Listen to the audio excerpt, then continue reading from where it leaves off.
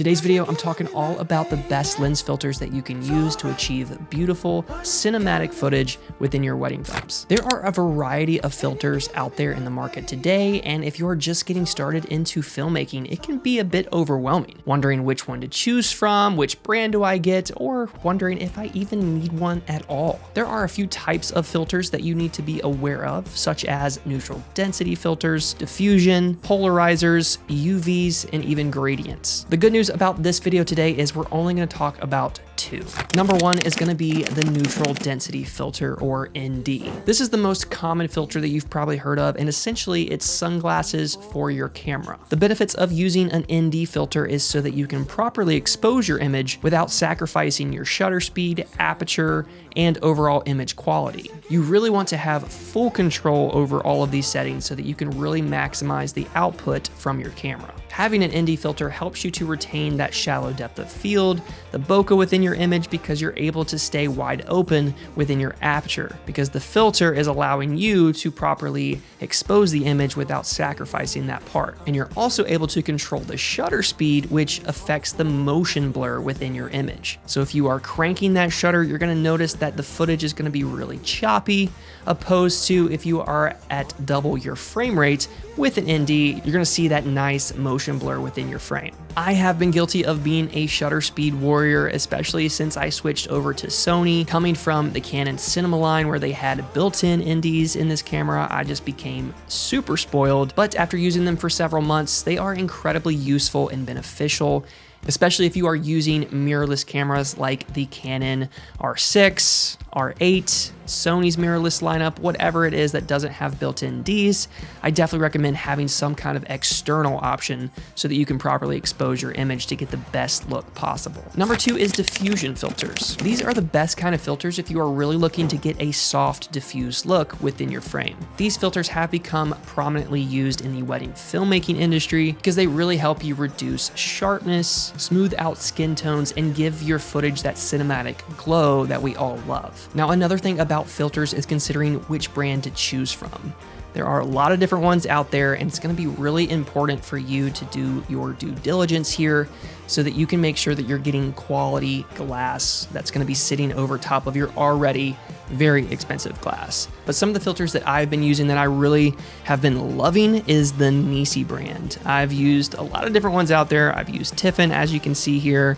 We've got Tiffin, we've got Polar Pro, we've got Nisi. And so I've used a lot of different filters, and these are really the most versatile so far. Some of the biggest pain points for filmmakers when it comes to filters is the color cast or shift or vignetting. And then you have to spend all of this time in post to try to fix it. And one of the things about Nisi that is really awesome is their true color technology inside these filters, so that when you are comparing with no filter versus with one, there's really no difference. There's no color shift. There's really no difference. There's no color shift. There is a slight shift in tone, specifically towards the magenta side.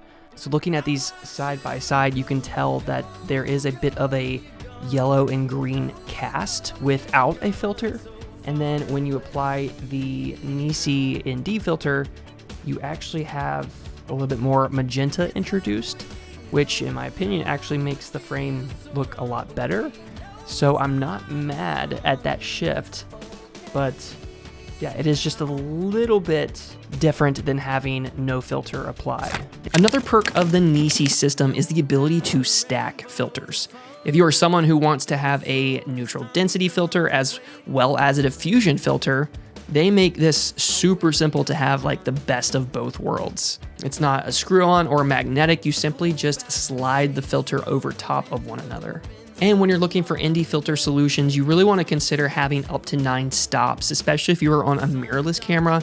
5 stops just doesn't always get you there, and you have to end up cranking shutter a little bit or your aperture, and you really don't want to have to do that. And with the Nisi kit, you actually get up to 6 to 9 stops. That way you can get a truly balanced image without sacrificing quality. So let's talk about choosing the right diffusion strengths. This is something that I have spent a ton of time on because it's very important for me to make sure that I'm getting just the desired look and feeling for my wedding films. When it comes to choosing the right strength, this will be dependent on your own style and preference. For For me, I generally use a 1/4 strength across the board. I find that this level is the perfect balance of soft highlights and detail retention that I personally enjoy the most. With the Nisi kit, you do get 3 strengths, so if you wanted to test out a couple different variations, you have the 1/2, you have the 1/4, and then you have the 1/8. And me personally, I am just rocking with the 1/4 throughout most of the wedding day. So when it comes to comparing filters, really the biggest thing to consider is price. For Nisi and Polar Pro, these are gonna be your top 2. And for me, I think Nisi is a clear winner in this because yes, they are more expensive, but you also are getting a lot more for your investment.